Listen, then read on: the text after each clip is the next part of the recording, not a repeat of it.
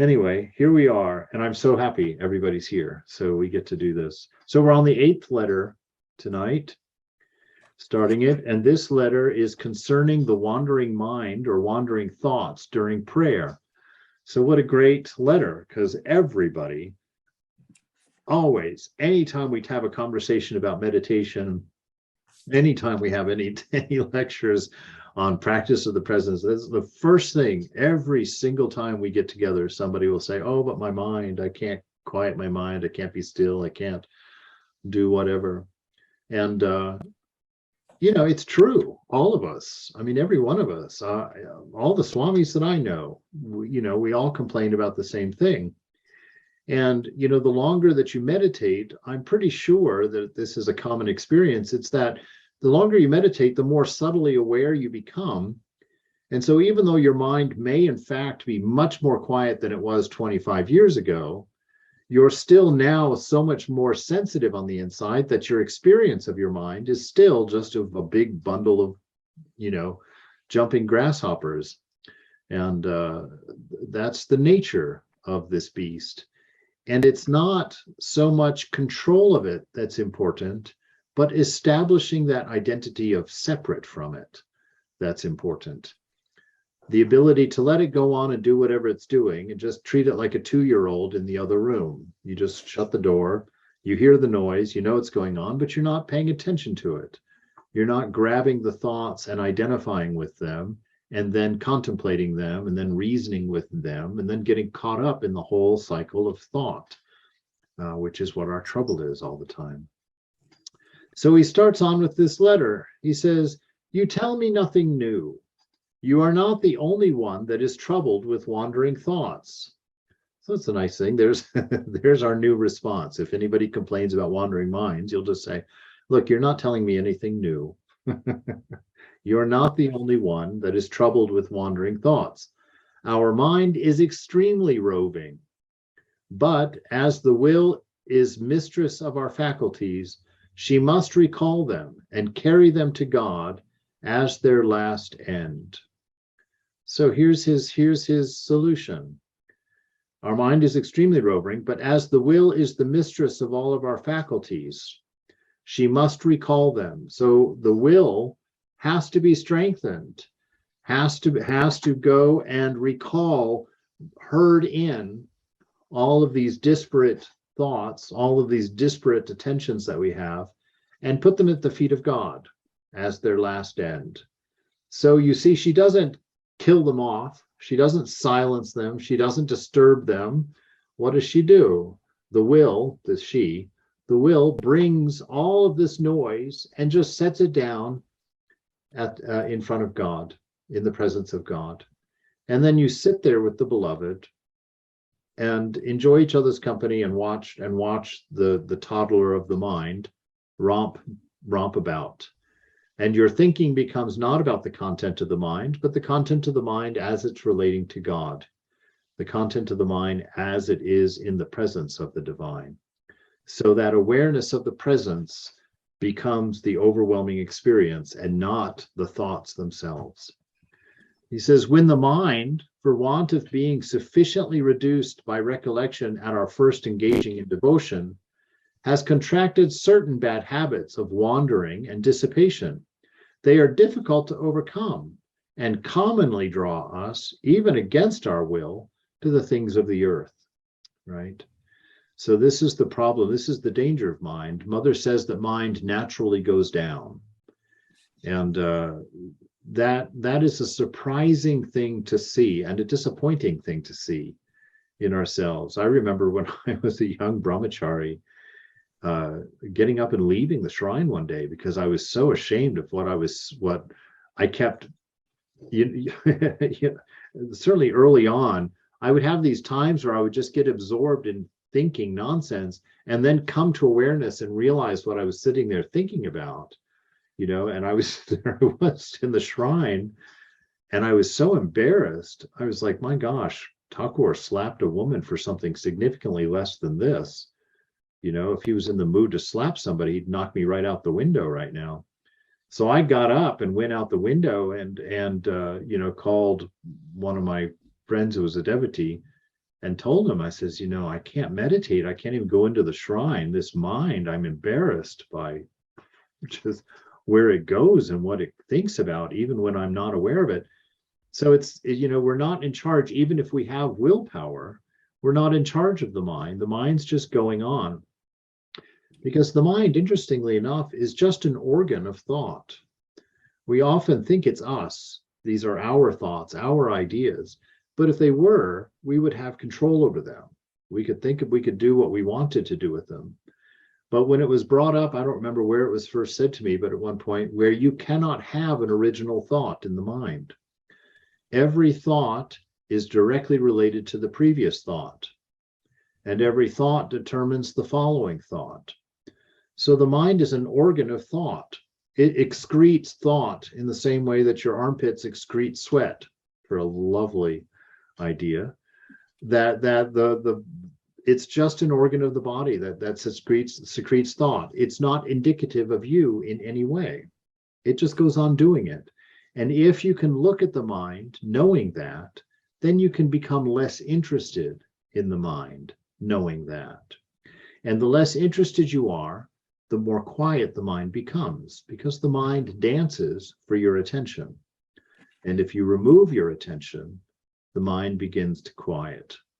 Just like you begin to, you stop sweating when you sit down and stop exercising.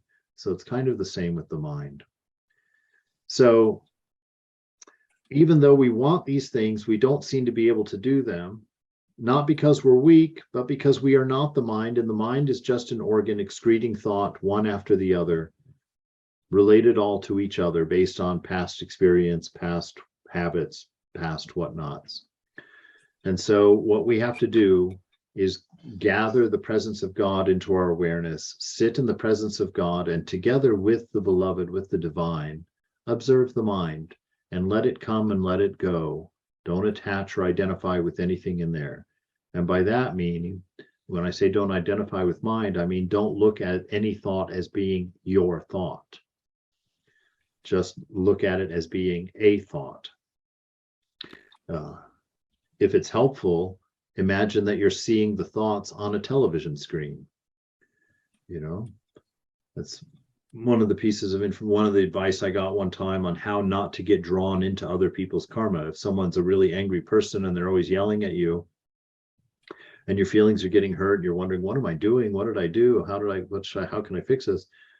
Better when you're around that person, just put their face on a TV screen, because we're very trained with television. We only get pulled in when we want to. Otherwise, we just know that it's the TV. It just does what it does. And so by putting people into television screens as you talk to them, if they're a difficult kind of person or an offensive kind of person, that's one way of training your mind not to accept all the gifts, all of the anger, all of the whatever they're coming at you with. And so you can do the same with your thoughts. Put them into a radio or put them into a TV in your mind. And then you understand, this is just stuff going on. I don't have to be a part of it. I don't have to be caught up in it. And you sit there with the mother and watching the TV of the mind, as it were. He says, I believe one remedy for this constant wandering and dissipation of the mind, is to confess our faults and to humble ourselves before God. Right? And so what are you going to be doing when you're sitting there with the mother? You're going to be saying, look at that stuff in the mind, Ma. Look at it all. See it all. Put it all there. And the important thing about doing that, the reason that is effective is because having yourself in the presence of God and watching the mind, you have the idea of mind as separate from you. And in your conversation with mother, you can talk about the mind and its contents in third person. So you don't have to sit there and own it. You don't have to sit there. Your confession isn't, I'm such a bad person, I'm so impure, I'm so wrong. Your confession is, look at the condition of this mind that I'm tied to, mother.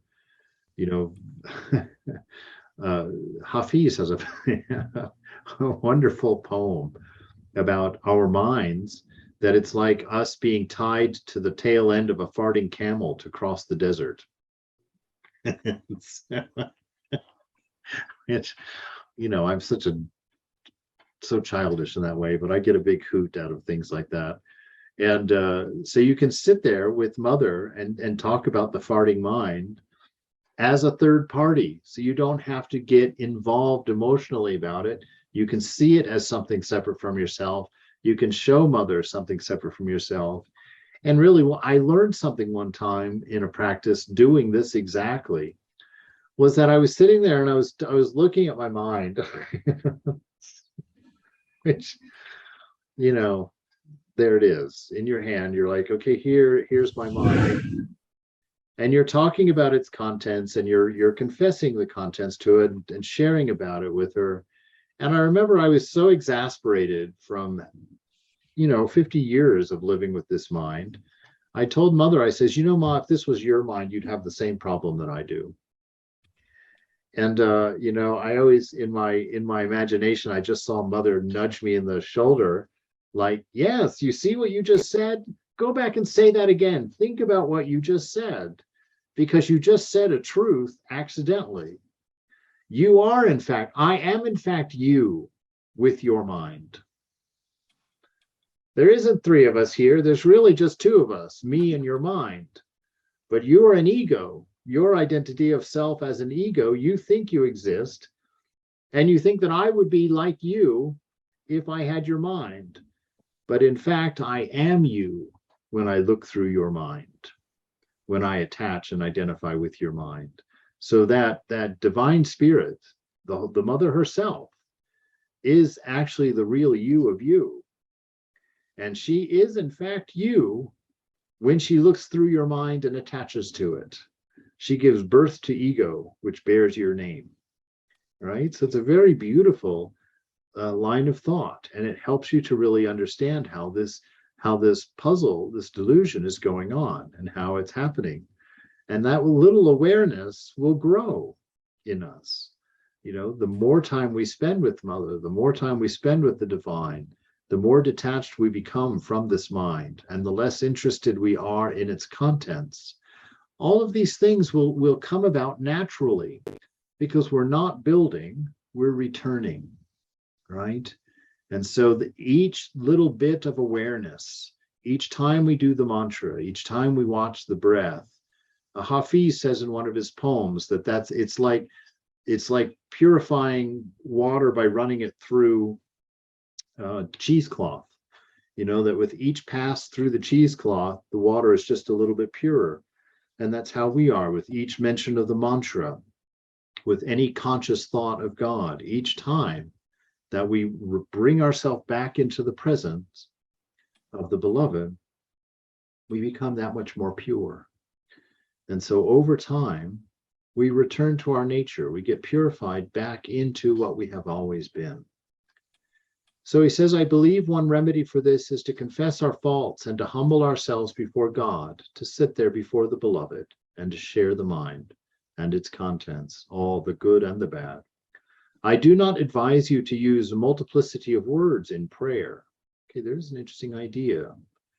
You see, prayer is not necessarily words. Sometimes it's just sitting in the presence, just being with God.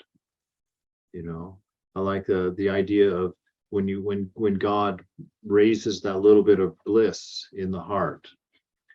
Sometimes meditation is just about letting the bliss tell you of the presence of God, and just enjoy that. Enjoy being with God. There's nothing to be done. There's nothing to accomplish. There's nowhere to go.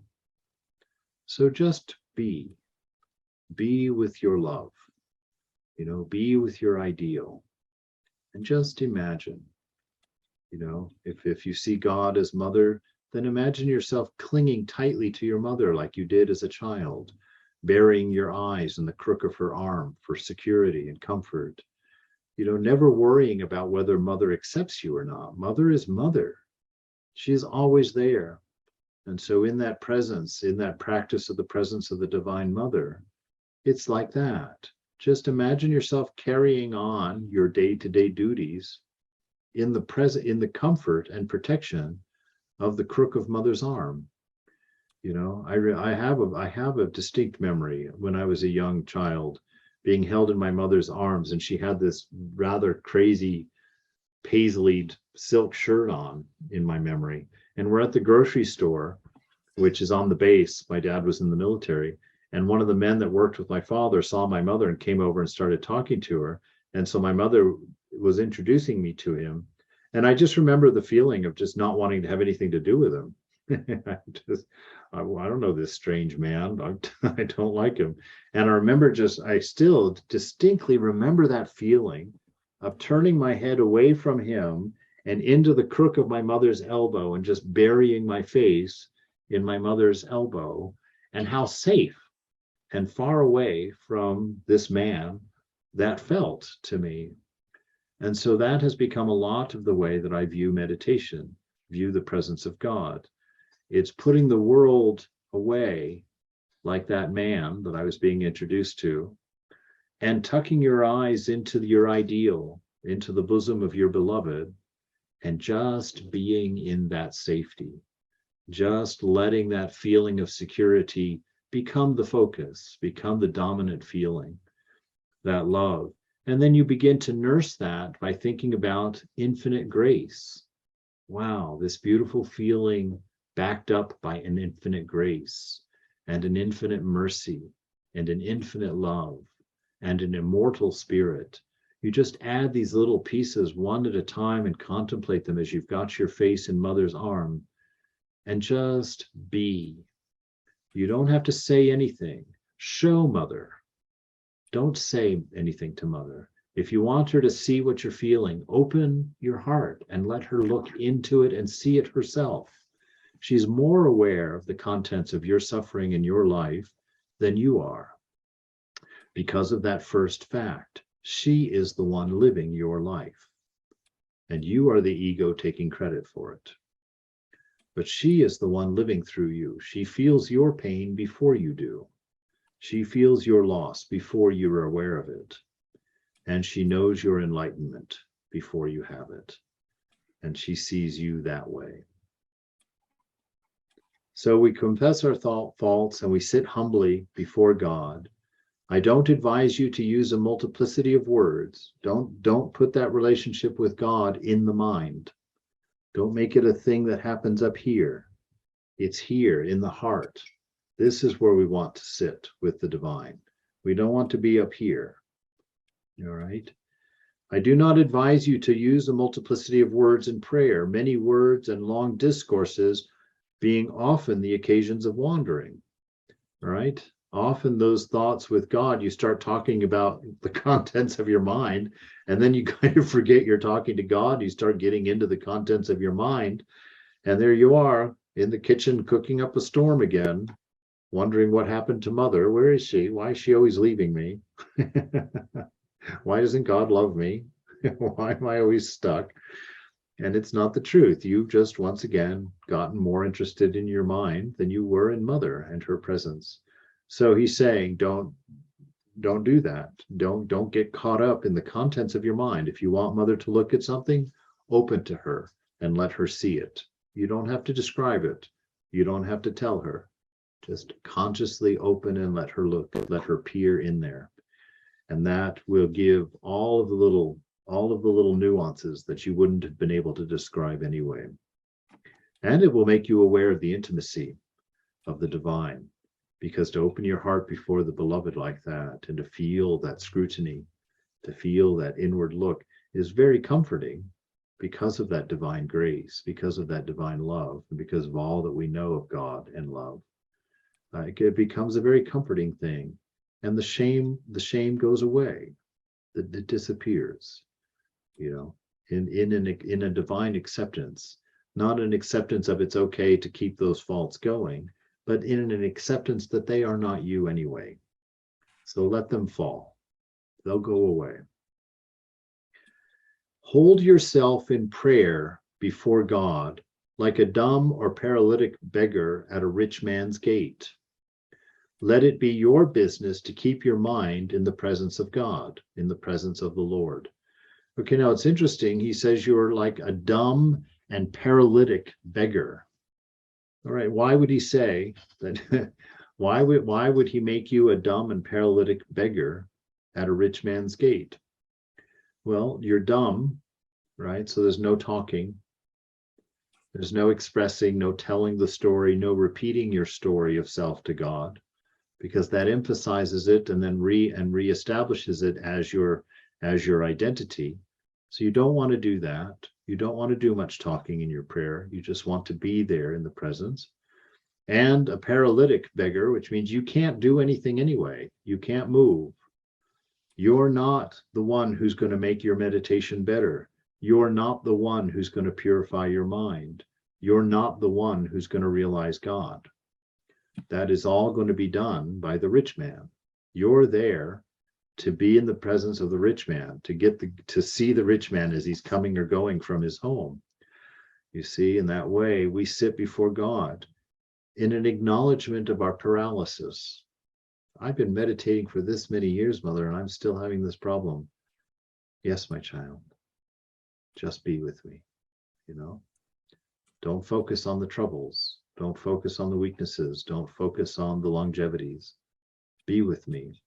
And that's what he says here. Hold yourself in prayer before God, right? Just hold yourself in that light, in that presence, like a dumb one. So in silence, not thinking yourself capable of cognating properly or thinking properly. And as a paralytic, so you're not the one doing the work. You're not the one carrying things around. And you're a beggar before the Lord. You're in a desperate, God is everything to you. You have nothing without that. So you sit there at the rich man's gate, waiting for the arrival of the rich man. Let it be your business. So your business is not all the stuff that's going on. Your business is to keep your mind in the presence of God. In all of its noise, in all of its churning, your business is not to get all of that under control. Your business is to keep your awareness in the presence of the beloved, no matter how noisy the mind is. Just drag it in there with you and show Mother. Sit there, just constantly be looking over your shoulder. Do you see this, Mother? Did you hear what it just said? Did you see what it was just thinking about? Can you believe this? I can't believe it. I'm appalled. I'm totally with you, Mother. I think it's terrible. You should definitely do something about this, So you said that because it is Mother's responsibility to clean up the child when it messes itself. You need to remember that. It's not your job to get yourself cleaned up and go to the Mother. She is your Mother. It is her job to clean you up. And she will do that. You sit in her presence, she will clean you up. Merely her presence is enough. Again, I find myself saying the same things over and over because they're fundamental. They are the truths we have to understand. In the light of awareness, the knots of Maya will untie themselves. In the presence of God, you will become a saint. In the presence of the beloved, you will come to your realization, because that is the very essence of holy company. Let it be your business to keep your mind in the presence of the Lord. If it sometimes wanders and withdraws itself from him, do not much disquiet yourself for that. Trouble and disquiet serve rather to distract the mind than to recollect it. You see, if you get overly worked up about your failing, you're right back into the problem because you're activating mind. You're identifying with the contents of the mind, and that's why you feel embarrassed. That's why you feel impure, because you're saying, I and the mind are one. The mind is me. I'm responsible directly for what it's thinking and what it's doing. And if you get upset, that just starts the churning even more. And it gets worse because that upsetness, that shame, is the veil then that does not allow you to draw yourself into the crook of Mother's arm, because you feel ashamed. You feel like she won't accept you. You feel like, how can I do this? How can I be this? How can this, that, and the other? But that's not the truth. That's not the reality. The reality is you and Mother are always deeply bonded. She's always closer than your own neck. She cannot go, will not go from you. If she were to go away from you, you would cease to exist immediately. The mother is always there. And it's up to us just to constantly be in her presence and keep that our focus. And don't get upset when the mind distracts us for a moment. Don't get upset when you fail. Just don't. Just quietly bring your mind right back again to mother and keep going. Don't get caught up in your problem, what you think is your problem. Do not much disquiet yourself for that. Trouble and disquiet serve rather to distract the mind than to recollect it. The will must bring it back in tranquility, right? So just calmly, nicely, respectfully, you bring the mind back to the mother. No harshness, no words, no frustration, no anger, none of those things. Just steadily and tranquilly bring it back to the feet of mother. No explanation necessary, no apology necessary. Just bring it back.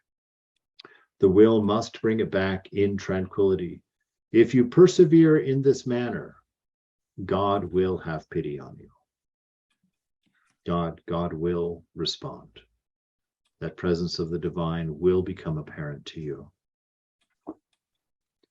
That wonderful bliss of the presence does not ever go away. It's always just a matter of you being quiet enough to enjoy it, right? So we're training ourselves to be quiet enough to enjoy the bliss of the presence of our beloved, of the divine. And that's all. When you get caught in the mind, just come back. When you get distracted, just come back. When you get tied up in your vices, just come back. Come back, come back, come back, and try, like Brother Lawrence, to come to the place where it's just steadily always there and just always in the presence. One way to recollect the mind easily in the time of prayer and preserve it more in tranquility is not to let it wander too far at other times. You should keep it strictly in the presence of God. And being accustomed to think of him often, you will find it easy to keep your mind calm in the time of prayer, or at least to recall it from its wanderings. So you see here, he's really bringing about the fact that our practice and our life are one. That we don't just practice in the morning and the evening. That's our intensity. That's when we do our intensity, our intensive. But that is to prepare the mind for the whole day. That period of time in the morning is just a time to get it set, to stay in that mindset, to stay in that awareness through the whole day. And so all of our little rules of engagement through the day are to keep our minds on God, right? So the reason you take off your shoes before you go in the kitchen, again, not because God cares about shoes in the kitchen. He never was that petty. But by you associating no shoes in the kitchen, you associate mind with God. By not tasting the food that you're going to offer, by offering the food. You see, all of these thousands of little rules, they're not important in and of themselves. God does not care one whit whether you taste your lasagna ahead of time or not. What he cares about is whether you're doing it in the presence of the beloved, in the presence of the divine. So all of these rules are for an exercise to kind of nudge us into awareness, to do everything in the presence of God, to do everything with God beside us, in us, of us. So all those things. And so it's always good. Make up more rules. That's right. That not having grown up around Indian culture at all, when I first got into the monastery, oh my gosh, I couldn't imagine so many rules. I remember one time opening the fridge and to get stuff out to make lunch, and I had both my hands full of vegetables, and Swami was standing there, and the vegetable, I tried to close the refrigerator door, and the vegetable drawer wasn't all the way closed, so it wouldn't close. So I opened the door and I kicked the drawer shut with my foot. I might as well have kicked Swami in the side of the head with the way he looked at me. He was like, "Oh, what are you doing? You should not touch your foot in the refrigerator." Like, what? What do you mean I can't put my foot in the refrigerator? I got to close the drawer.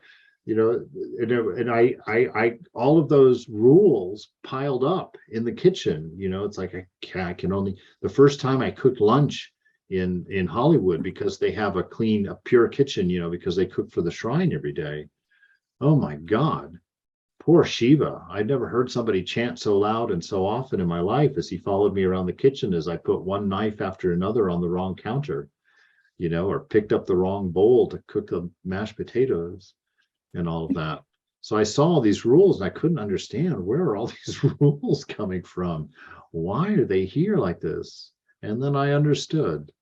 These rules are here only to keep your mind on God, to make you conscious of what you're doing, to make you pay attention to what you're doing, to make you meticulously present in what you're doing. So the practice of the presence of God, from that tradition, is tied to all of those rules of living. They're there not because those rules are meaningful. They're not. I'm sure of it. The spinner of the universe is not caring about what the dust is doing on the different planets. It's not what it's about. But he does care about the presence of love and the awareness of love and the awareness of relationship, And so all of those rules and all of those techniques, plus all the ones that you create for yourself in order to keep your mind on the presence of God. I remember my friend Jackie Bender, when she was trying to quit smoking, she put a big fat rubber band around her wrist. It was terrible to watch. And every time she thought about having a cigarette, she would pull that big thing out, snap it right back on her wrist. At the end of the day, her wrist was just bright red because she had smacked that rubber band. But that was her technique for avoiding the thought of having a cigarette. And so in that same way, come up with practices and techniques that will keep your mind in the presence of God all day long, whatever they are, however you do that. It's all up to you. And they can be playful, they can be joyful, they can be serious, they can be whatever they need to be. But always keep your mind in the presence of God. And don't let it wander too far at any time, whether you're in meditation and prayer or not, So come up with ways of doing that. I can remember thinking that I always thought of God. I remember in the late 90s, before I joined the monastery, I was doing japam and I was doing my practices. And I kind of had this idea that I always thought of God. And so I decided that I would make it my practice at work that every hour on the hour, I probably told this story 1,000 times, but every hour on the hour, I would pray for 15 seconds or something. And I made it a rule that one knee had to touch the ground, and that I couldn't miss this during the 8 hours of work every day. On the hour, every hour, I had to pray with one knee on the floor. And I can remember being in the conference room with a conference meeting going on, and that hour hand would hit that minute, and I'd have to slide over, get half my leg off the chair, and I'd slip that one knee down onto the floor next to the chair, and I'd hold my hands together and I'd pray my 2 lines of prayer and slip back over, get comfortable. And doing that practice just for a week, I realized I never thought of God, because that hour, every time it came, it seemed like, oh my God, it's already time again. You don't have to do it. But doing that, I realized for the rest of that hour, I hadn't had a single thought about God. So it made me aware of how much my mind wandered, which was very important, because it's very unhealthy to get a higher idea of yourself than what you are. That's one of the big problems in spiritual life, is we get this idea that we're something. That's the nature of the ego. It's always piling up favors for itself that it doesn't deserve to have, that are not healthy for it to have. And so these practices, being in the presence of God, keeps us humble, right? Keeps us humble because we become aware. And this is part of the difficulty. It's part of the reason we don't like to meditate. It's part of the reason we don't like prayer, is because it makes us face what we really are. It makes us see ourselves as we really are. And that often often is not a pretty sight. But then it also reminds us of that part of us that's divine, that image of the beloved that is our true nature. And we have to know that, because when we separate from mind, that's where we stand. We stand in our perfection. We stand in grace. We stand whole and complete and full. And so when we move out of the mind, out of the world of the changing, off of the sand, the wise man not building our life on the sand, not building our life on the changing thought, the changing mind, the changing world, but to build our house on the rock. And what is the rock? The rock is that unchanging self within, deep within, that part of you that's never changed, that does not, is unaffected by the changing world. We have to move our awareness from the changing into that unchanging. So one way to recollect the mind easily in the time of prayer and preserve it more in tranquility is to not let it wander too far at other times. You should keep it strictly in the presence of God, and being accustomed to think of him often, you will find it easy to keep your mind calm in the time of prayer, or at least to recall it from its wanderings, right? So if we get in that habit, that's what all of this is about, creating habits. The mind is just a bundle of habits. Your personality is just a bundle of habits. Your character is a bundle of habits, a bundle of good habits to the degree that they're good habits. I have told you already at large in my former letters of the advantages we may draw from this practice of the presence of God. Let us set about it seriously. Let us set about this seriously and pray for one another. Beautiful way to end it, so that we don't become selfish. We don't become self-consumed. Part of that recollection of God is the recollection of everyone's need for the beloved.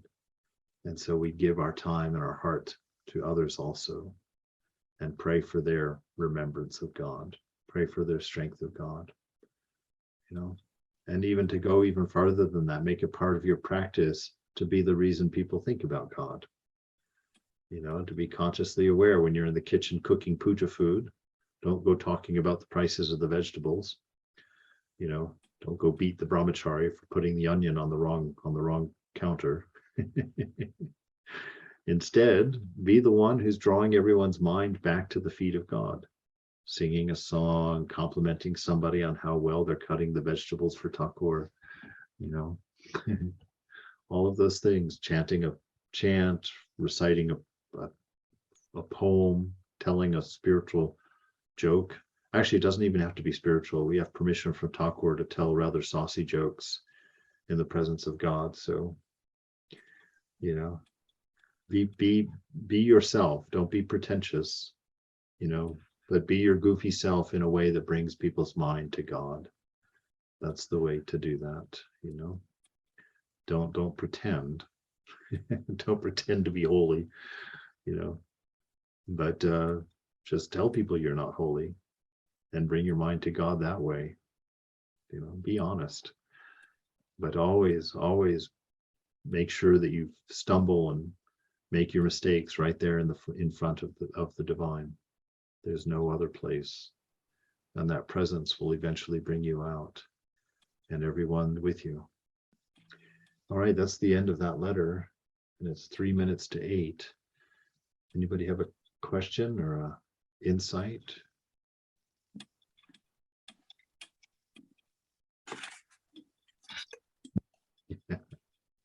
It's so beautiful. That notion I remember telling somebody came to me and complained about a particular recurring problem they were having. And I said, you have to take mother into your vice with you. If you've got some terrible habit, usually what we do is we stop thinking about God. We push God out of our mind and go indulge in our bad habit and then come back and apologize, because we have to drive ourselves into unconsciousness to engage in vice, because that's what's required.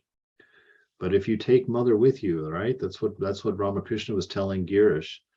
When you pick up that glass of wine, he told him, Think of mother. Thank her for the bliss you're going to enjoy from drinking this glass of wine, and offer it to her, and then drink your wine. A very startling teaching there. You know, he didn't tell him to stop indulging in his vice. He told him to bring consciousness into your vice. And he knew by bringing consciousness, by bringing mother, by bringing awareness into your vice, the vice is going to run away. The vice hates that.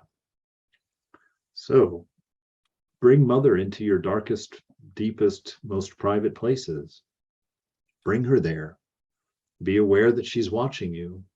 Be aware that she's feeling what you're feeling.